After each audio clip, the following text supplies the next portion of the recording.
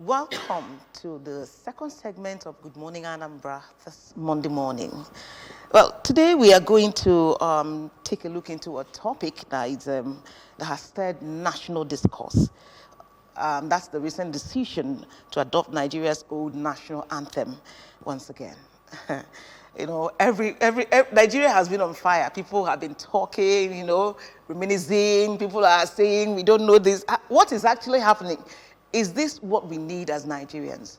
How can the old and now new national anthem help us in this economic situation that we are in? I mean, it has generated a lot of conversations. And that's why we said, let's come today, let's bring experts into the studio so that they can take a look at the national anthem from experience, what it is, what are the wordings of the national anthem that actually made the federal government decide to bring it back, for use in Nigeria. And how is it going to resonate and, help our aspirations as a people whose governance is actually dwindling by the day, according to what people perceive, people say. And so let's ask you to join us this morning as we take a look at these questions. How is it going to help us? How has it helped Nigeria in the past? Why was it dropped? Nigerians, are they accepting this? Is there a way forward, or do we have to move on with that national anthem? Well, join us. My name is Ife Onachuku.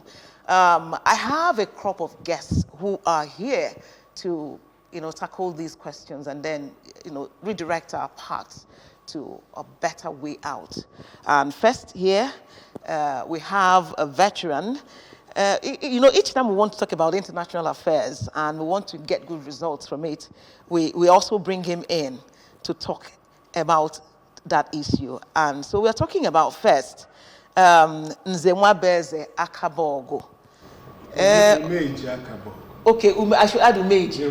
Nzenwabeze Umeji Akabogo. You're so emotic. Why? You Igbo-nized your name like Nnamdi Azikiwe. You don't want an English name coming in there as an intrusion. Okay. Well, we call him Okunobo III of Enugu, and he's an international analyst, affairs analyst. We welcome you, sir. Thank you very much. Thank you. And we have somebody who knows a lot about the law. When I call him barrister, he says, please don't call me barrister. But I know he knows the law because he studied the law and he practices the law. And you know him too because he's always here when we need him to talk about, some naughty national issues. So join me in welcoming to the studios, Barrister Chris Arukwe, a public affairs analyst. I'm not saying no. Dalorine. So how is the wind of strike blowing towards you, you people? Did you feel it while coming here in the studio? Yeah, yes. Tinges of it, but nobody's sure. Before daybreak, we'll know, whether they will call it off. All right. Okay. And so before we start off, let's quickly go and take a listen at the old but new national anthem so that we'll get the nitty-gritty of it. Join us. Nigeria, we hail thee, our own dear native land.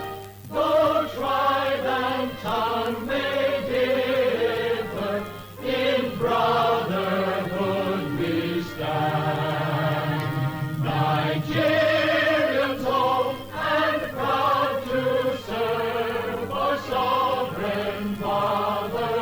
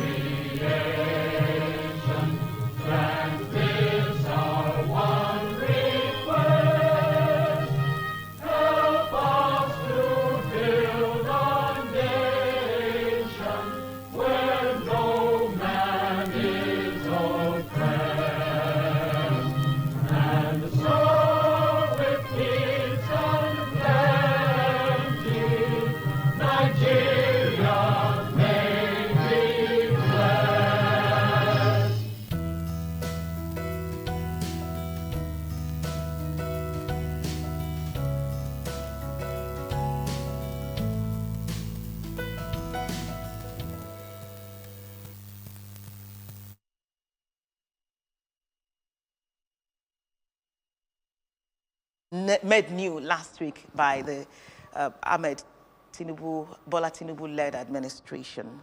And, starting up now, let's take a look at the old national anthem. Let's analyze it a bit. What actually brought its uniqueness? What is it that made it so special? The anthem, the old anthem. Yes, Nze, do you want to act? Thank you very much.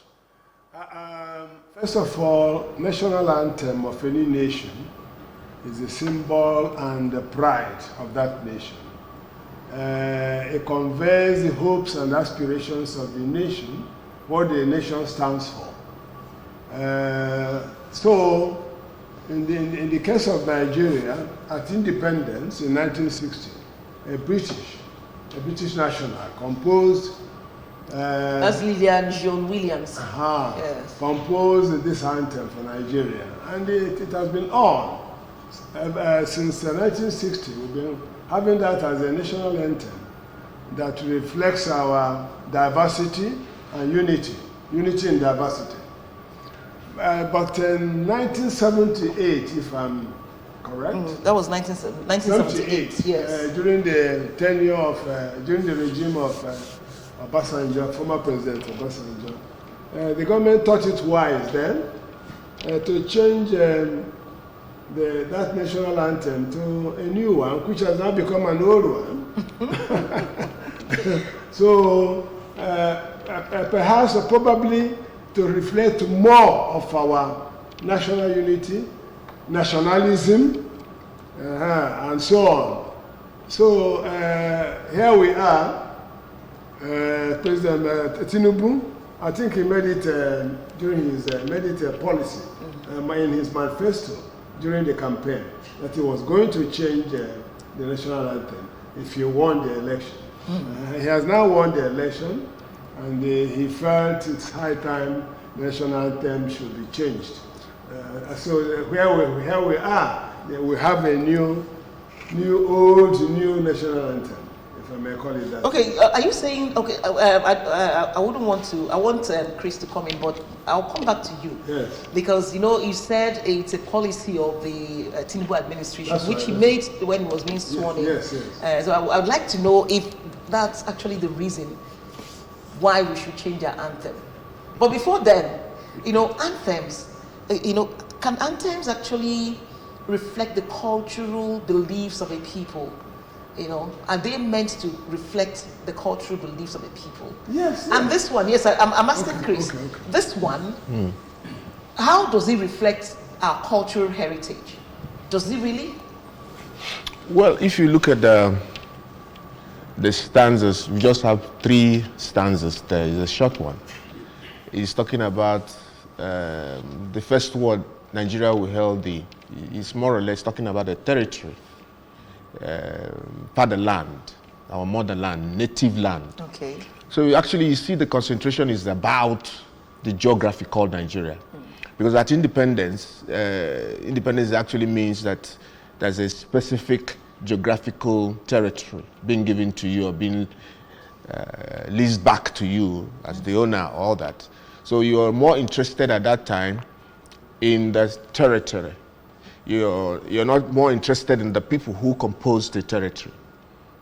And when you look at the one that this old one replaced, you see Arise, O compatriots.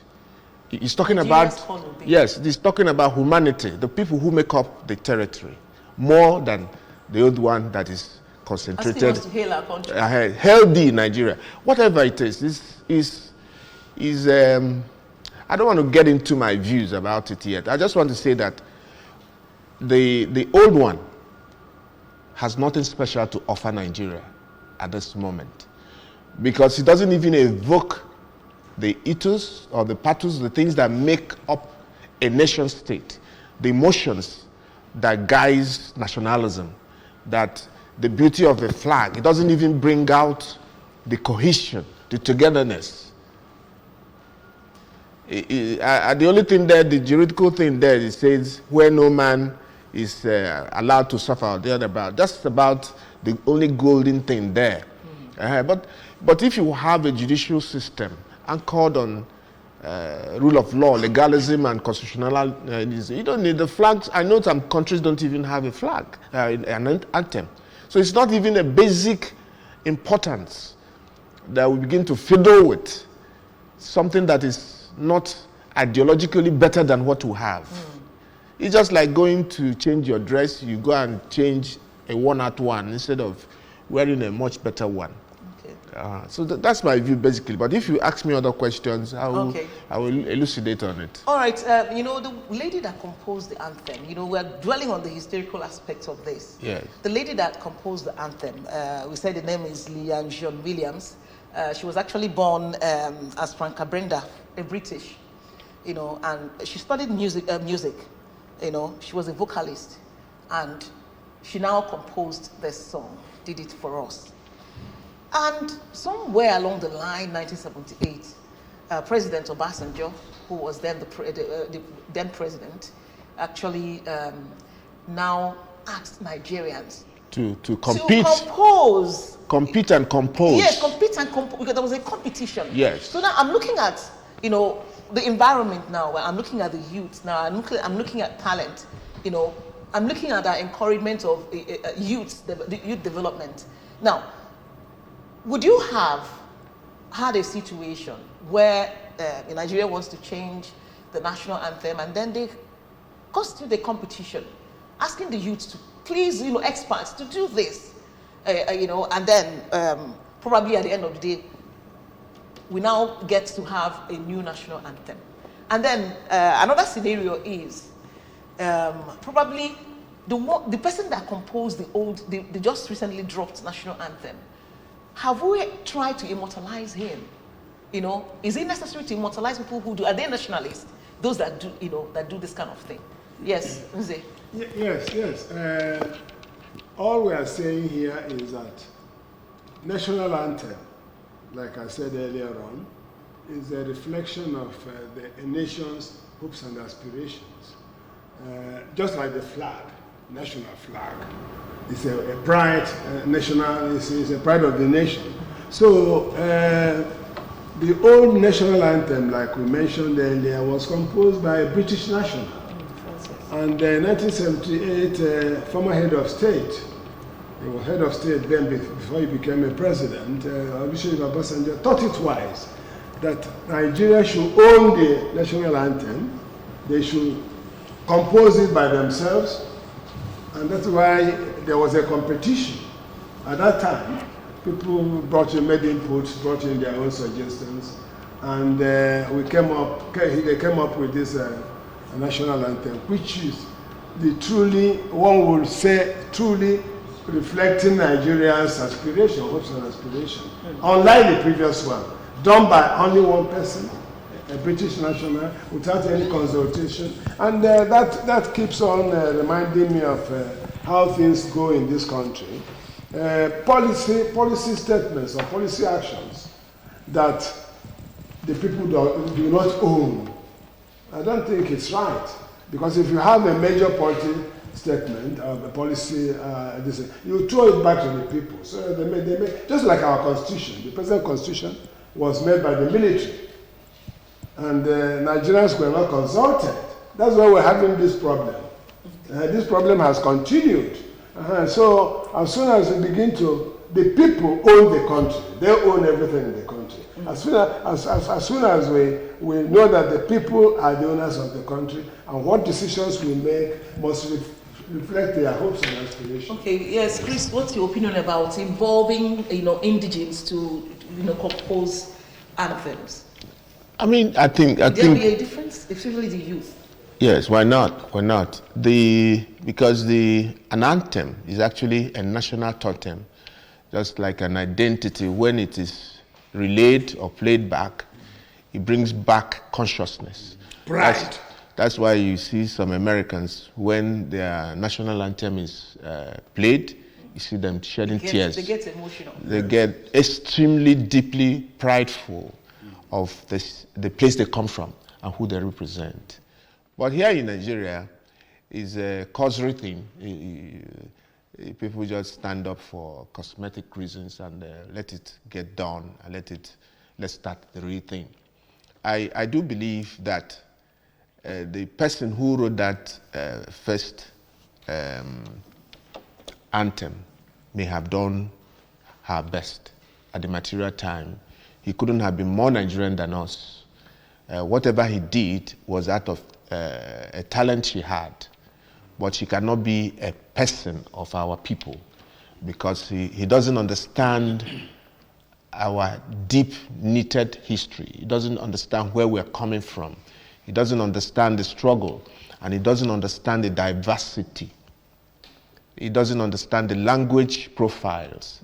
He doesn't understand the cultural identities of the various peoples of Nigeria.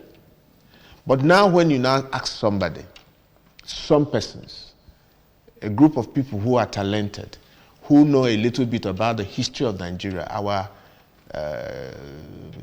coming together, our difficulties, our anxieties, our rulers, those who have ruled well and those who have not ruled well, our ethnicities, the things that make us different and united at the same time. I'm going to believe that we drawing up our own anthem will definitely bring up the beauty in us, bring up the pride in us, bring up an expression of purpose of us, things that we will aspire, things that will make us shed tears when that thing is played. But you now see that three stanzas doesn't awaken anything in us. It doesn't evolve or try to bring a distilled feeling of pride. I don't even want to talk about unity, because unity might not actually be there. I'm talking about, do I associate this bit of music with the folklore of my people? Am I related to this music that isn't played out? In a way, you find out that you are disconnected with it because you're not part of it. It doesn't know what stanza relates to you, relates to the Igbo man as a destiny group.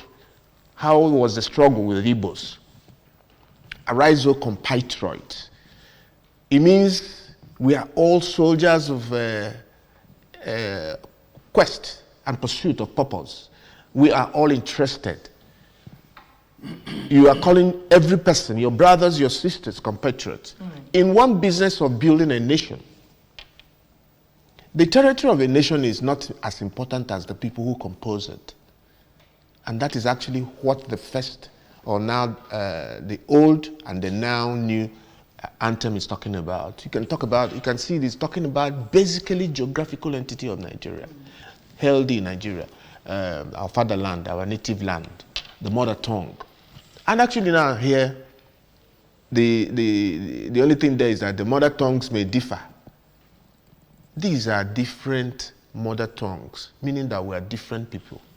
We have found ourselves in an enterprise where we were not even willing, because we were merged or submerged together by an imperial power, giving us a relic of an anthem, something that should dwell in the museums, that our children will be reminded that a white lady, as part of history they are taught, a white lady who was on vacation in Nigeria did compose a piece of music called our anthem. But it shouldn't have replaced what our indigenous people, with authority of nativity, composed and reflected all segments of our feelings, our cultures, and all that. Nothing could have been better. Nothing could have been superior. Nothing could have been more precedented than what we had before this incursion into our consciousness. Because if you ask me, it's a breach of the will of the people. I saw one of the senators, Senator Ume, representing Anambra Central. He was being grilled at Arise last week. He was saying that the process of changing this anthem, or bringing back the old anthem, went through proper legislative We'll take a look at the process of adopting that Yes. along the line. Okay. But let's remind you that Lillian Jean Williams was born in 1921, the one who composed this current national anthem, and she died in 2014. Meanwhile, let's take a look at the reason behind the change. You spoke about it briefly. Yes. What do you think was have motivated federal government adopting this old national anthem to become new? Well, you see, I don't know what was in the mind of Mr. President, but like I said earlier on, he made it one of his policies, manifesto, contained in his manifesto during the campaign, and he felt the time had arrived for him to implement. Do you think the time, is right? No. Or was right when he did that? No. So what I'm saying is that. Why? What I'm saying is that the process. In fact, the other day he was hosting members of the Arewa consensus, and he said the anthem was his priority. Okay. The president said it was his priority, not the priority of the nation, but his personal priority. That's why. And coming to the process is so suspect, so suspect because the speed with which members of the National Assembly passed first reading, second reading, third reading, and then he assented to it almost immediately. That was on Democracy Day, 29. And I heard some people were not actually, some of the National Assembly members were actually protesting against it. But, the majority. Oh, yes. Majority, you may have your own say, but majority carries the day. So, coming to whether it is right for him to have done that now, I would say no. This is not the time. We have myriad of challenges in the country. Economic, security, and so on and so forth, facing us. This is not our priority. Maybe his own priority. But if I sounded the minds of Nigerians, he would have discovered that national anthem is not our priority. Our priority is that there's too much hunger in the nation, poverty, disease, sickness in the hospitals. This is where I felt the president should have directed his attention and energies to make sure that the people are suffering, excruciating pains every day. I have to make a living. I think any responsible leader should have been very, very, should have directed his energies towards alleviating the service of the masses. Okay, we'll talk more about the cost of changing the national anthem. But before then, what do you think will be our image before the international? We've talked about domestically how people feel, but what about the international community? How would they see us reverting to something that is not ours, that's not originally done by a Nigerian, and then reverting to something old? Does it mean that we don't have innovations anymore? Chris? Yes, you said it all. The world is watching, and they don't have much expectations from Nigeria as presently constituted, as presently led by our president. If you have a 9-point biting situations, you go about changing the color of your car, mere cosmetic symbolisms, and you didn't involve the aspirations of the people. You didn't even invite them to come to lunch over your 1-year tenure. All you just thumped your heart and said, of course, we are bringing a new national anthem. To him, that was a monumental achievement under 1 year. And that is a sad reminder of the type of president we now have ruling over a country that is beleaguered by the most excruciating set of inflationary situation you can ever think of, where nobody is assured of anything. The prices have gone haywire. Life is what and what nothing. Life has gone to Hobbesian theories. Life is short and brutish. And I do not think how dealing with our anthem would go any length in alleviating the plight of Nigerians. I do not know how any tinge of change in the anthem, whether it is the relic, a new one, even if we are composing a new one, what will it change? Will it go to our GDP? Will it go to the roads that ought to be built? Will it go to the hunger in the town? Of course, it is a minor aside. The white people will just say, look at these people whose indices, number this on poverty scale, number this in this, all that, were carrying the burden of ill governance, international ill governance, all the statistics and indices under which good and quality life is measured. We are scoring near zero. And how would amendment to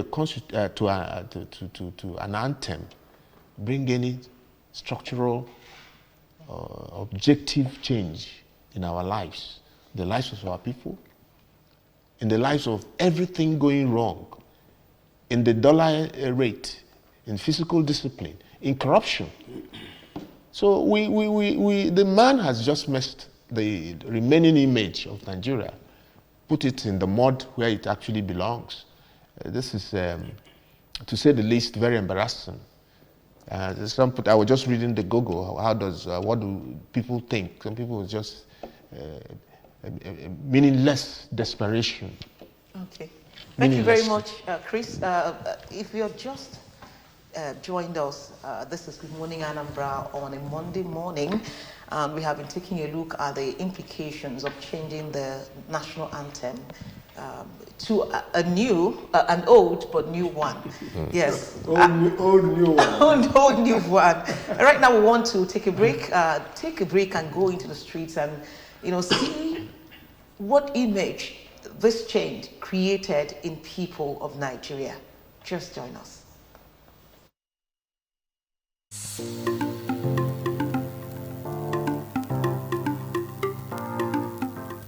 It is not necessary, because looking at the situation on ground now, it is expected for them to redress the issue at hand before thinking about the old national anthem.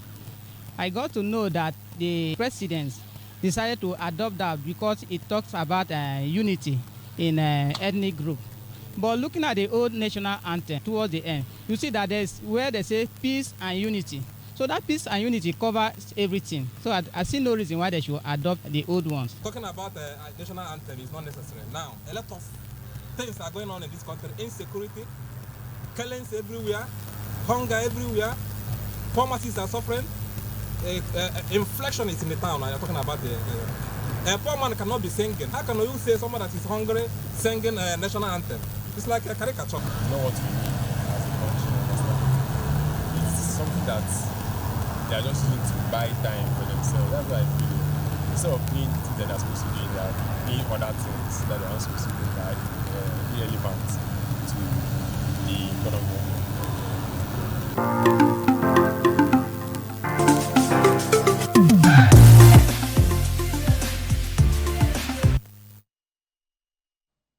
Well, those were the views of people on the street, and majority of them think that it wasn't necessary, that they would have, the federal government should have, thought otherwise about the welfare of the people before that. This is just, out of the picture, So now, talking about the controversy that this has generated, a group of lawyers are planning to take the federal government to court, and I think they've including the Speaker of the National Assembly and State Assembly, National Assembly, House of Reps, and then Senate.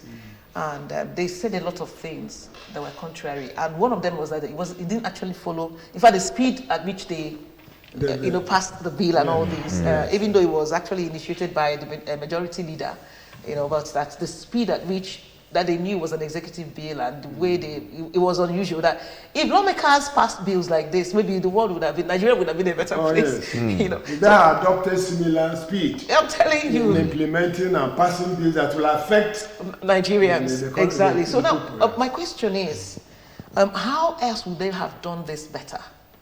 Yes, knowing that this is a public, this is something that is for public consumption, not just a private bill. It's something that affects most of Nigerians. How best would they have done this? to make it, to ensure that there's accountability and transparency? That's what we are saying here. The people were not duly consulted. And the National Assembly, they have what they call, they go to the people. When you refer a bill, then they refer to a committee that will now go to the people, holding maybe town hall meetings, so that people will make their own input. It was never done. So it would have involved, Chris, it would have involved those lawmakers going down to the grassroots to feel their people's point. At least get a regional view. Public hearing. Public hearing. Hold such public hearing in all the states. Yes. Do we have a genuine reason for going back to the relics? Do we have any genuine motivating economic reason, or even a strong cultural, particularly at this time, a strong cultural impelling factor to go back to that relic drawn up by that lady? We don't have any need for it, because it doesn't come in the priority of our needs.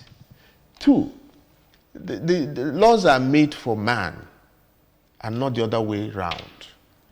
The process of making a law includes the participation of the people,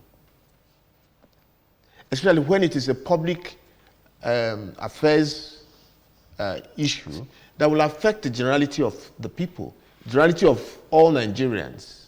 It needs to be advertised. It needs to be drawn up in such a way that you hear the majority of Nigerians. In this case, the public hearing, so-called, lasted a few hours on Tuesday. This bill was presented on a Monday. By Tuesday, they said they held a public hearing. And by Wednesday, it was already a bill. And the bill was presented by the minority leader, who is who is actually a bosom, the Friday man of the president. So you can call it an executive bill that they just said yes because it's coming from the man who butters the bread for them. So it's a slap on the face of Nigerians. And here we are getting enthusiastic that we voted some labor law senators. We had some one or two APGA senators or thereabout. Other fringe parties that will now say we will now have an influx of new blood and new energy into the old APC, PDP, processes. And they just, all of them cattled, all of them said yes. It was done with like a jet speed. And it's just something that I agreed. Some money has been spread for their Easter or whatever. Just Nigeria for you. Okay. So it's just the usual legislative rascality. Okay. Yes, the issue of lawyers, you mentioned lawyers going to court. I think it's a welcome development because it's going to be an epic legal battle. Let the court really, if there is a disagreement between the executive and the legislature, the judiciary comes in. What do you think? What do you really think? Let me just put it to you now. What do you really think will come out of it? That's what I'm saying. Is it the present judiciary as properly constituted? Because they will now ask you. Who hope is not lost. Yes. They will ask you what is your locus standi on the issue. That the lawyers they have their reason why they're going to the court. Okay. Let them go to the judiciary and let us hear from the judiciary. Anyway, they are going to interpret the Constitution. As of now, we can't ascertain actually if there was an invite, a media invite for public hearing. We can't ascertain. But I know that there was none. because I know that in 1978, before the adoption of this national anthem, there was actually a call for public hearing, and people adhered to it. Yes. So maybe people are saying that they would have done that. Maybe if that was done, maybe it wouldn't have been this. There was no need for the hurry, even if it was a personal desiderantum of the president, prerogative because he's the president. If it is a beautiful thing that awakens joy in him, he could have just jolly well taken his time. He still has a second anniversary to celebrate. Yeah. He has another third year. So he would have done it in the process where people say it's okay. It might add to something. Okay.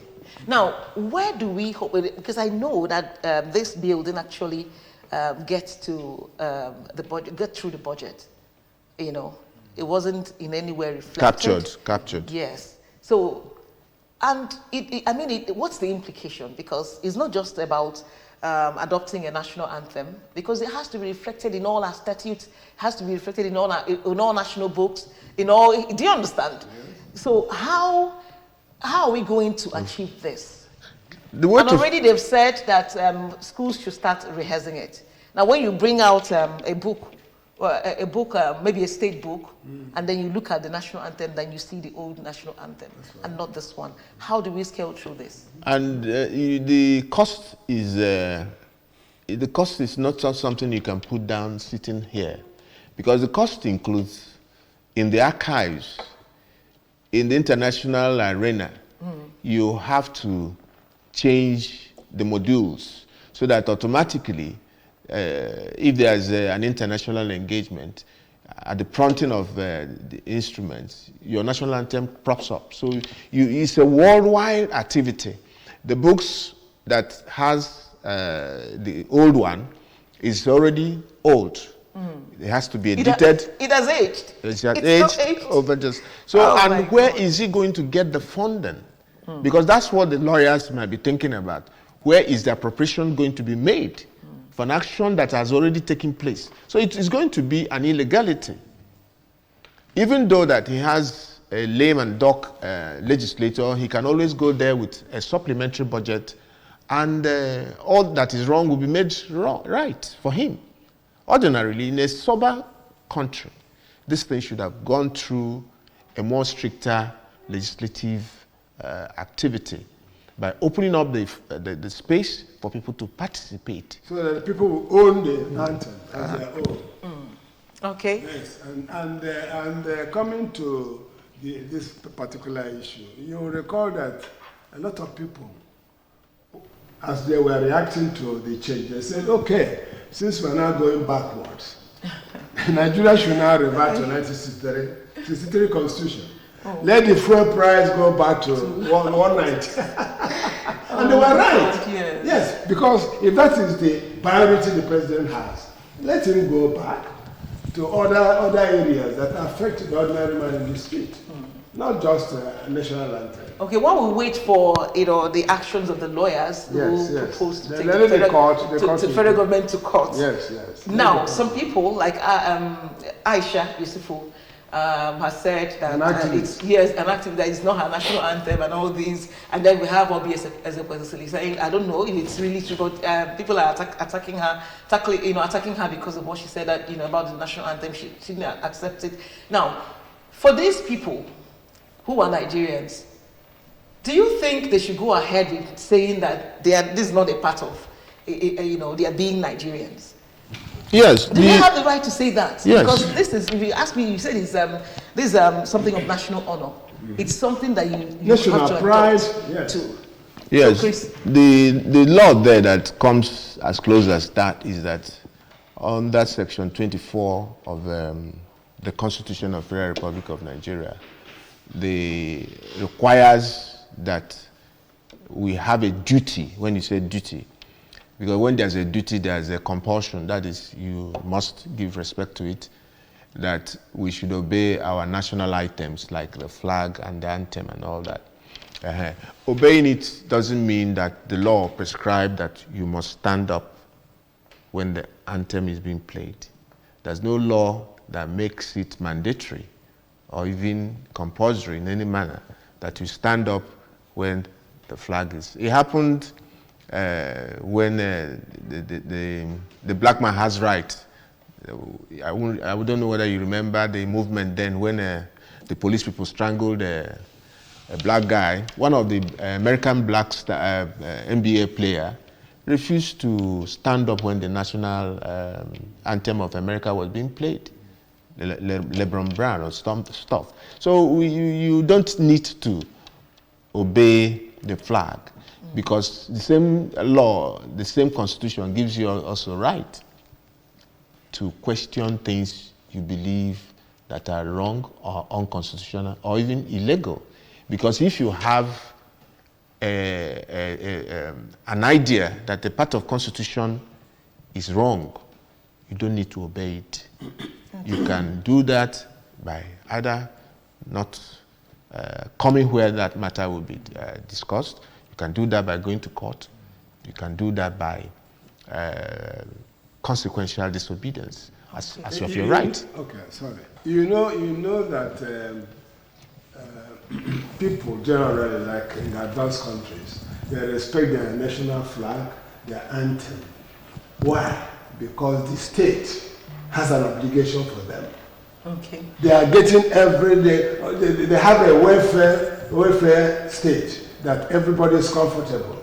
So it's not by compulsion, but because they are comfortable with their government or with their state, they tend to respect their national flag. So government, we are asking that you make us more comfortable. But before then, let's go online and see what people are saying there.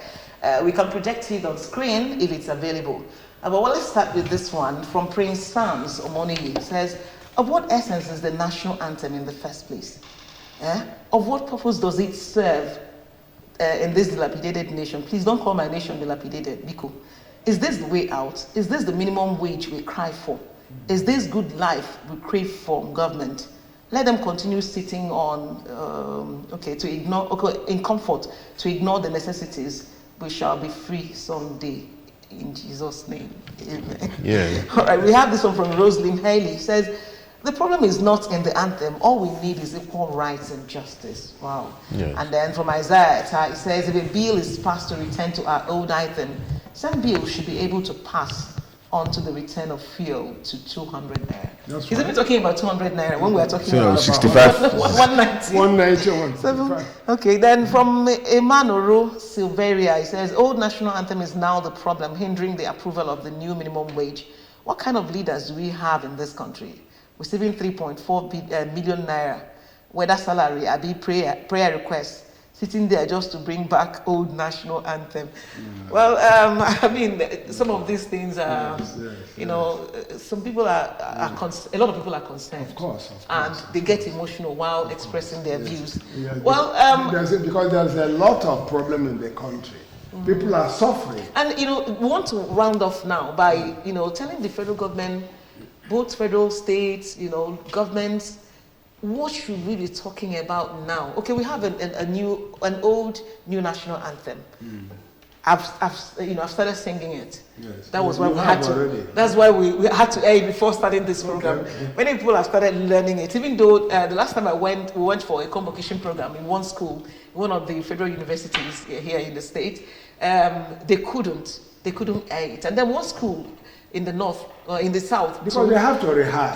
The students didn't know it. So, it was the old people there, people that were maybe 3 years, 4 years, or 5. If they could remember, they just did the first stanza. So there's a lot of work for us to do. Yes. But what I'm saying now, what should be the preoccupation of government now?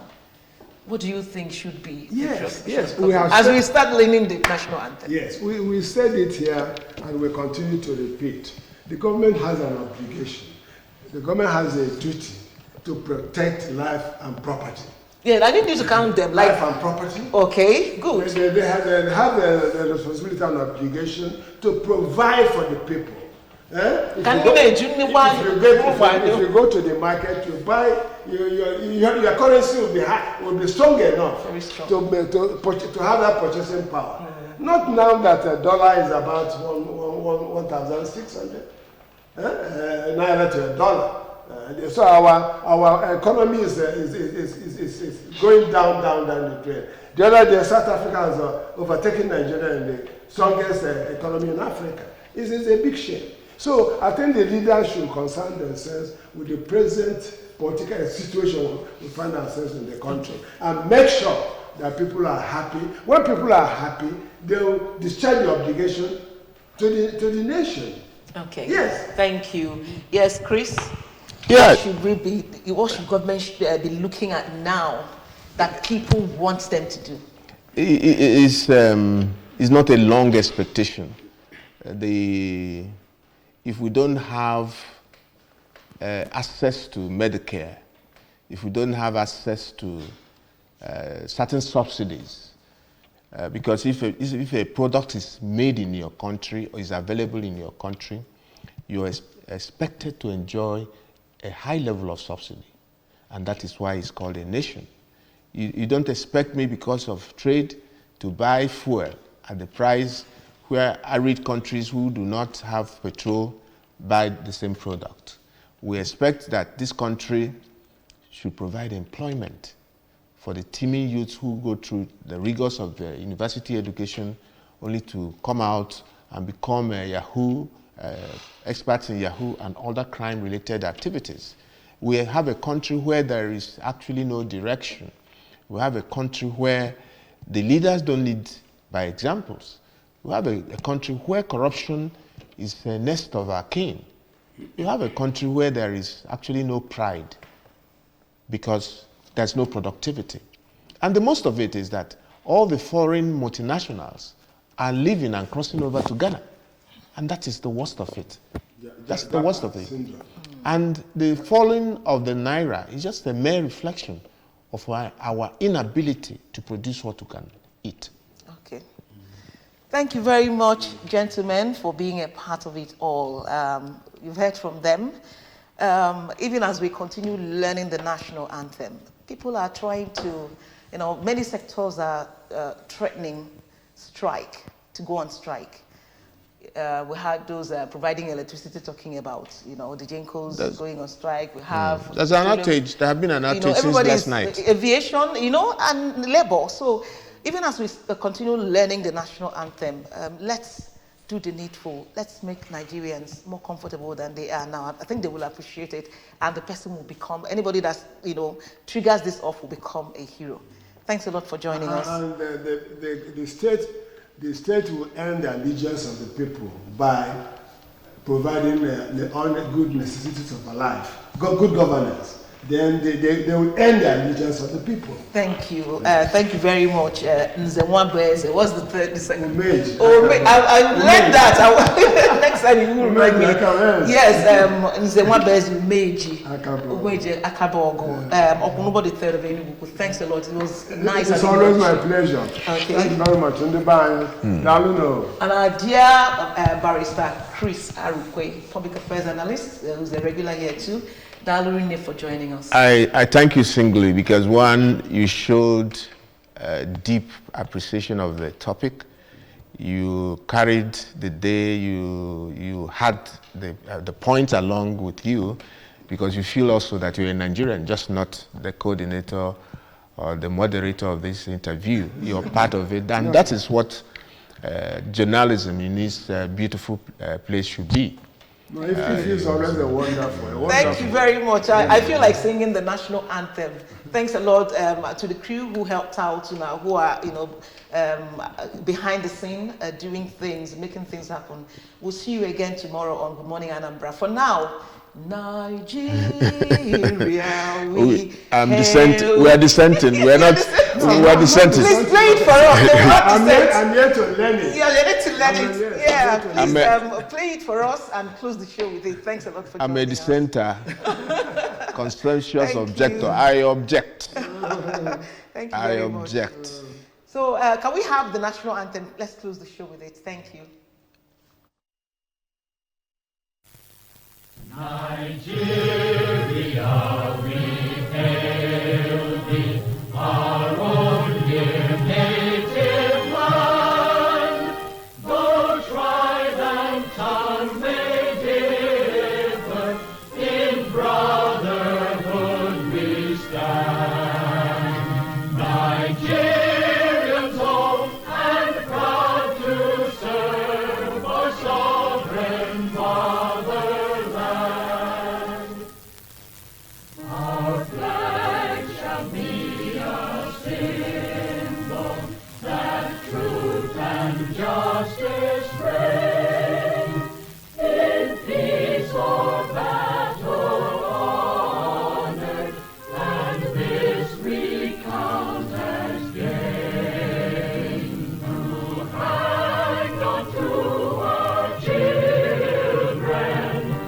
Christ.